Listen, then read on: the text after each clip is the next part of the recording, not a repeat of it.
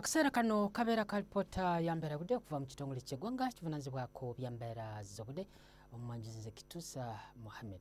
Enkuba yatonyeeko mu bitundu by'eggwanga ebimu okusinziira ku alipoota ze tukuŋŋaanyiza. Mubende yapimye milimita 3.4 so ng'ate Kasese milimita 1. Era bwe tugezaako ne tulaba ateeko mbeera y'obudde mu biseera by'okumakya tusuubirawo enkuba okutonnya okusingira ddala ebitundu eby'obunguddawo ennyanja Nalubaale, Kampala, Ntebe, Masaka ne Mubende so ng'ate ebitundu by'eggwanga ebisigadde tusuubira omusana okwakanga bwe gukubakubamu. Wabula embeera y'obudde eno tusuubira okukyukamu katono mu biseera eby'olweggulo nga tusuubirawo enkuba okutonnya mu bitundu by'eggwanga ebisinga obungi. Bwe tugezaako ne tulaba ebbugumu tusobola okuba ku diguli za 30 eri mu Karamoja ssaako Gululira paka Kitugumu so ng'ate ebuvanjuba okuba ku diguli 29. Masekati tusobola ebbugumu okuba ku diguli wakati wa 26 okutuuka ku 27 okujjako eri Ekabaale okuba ku diguli 23.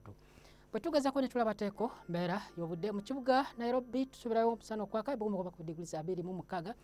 Dubai omusana okwamemula okutuuka ku diguli 37 so ng'ate New York, London era nawo omusana okwaka ne Johannesburg okuba ku diguli 22. Toyanza okubeerako naawe beera bulungi weraba.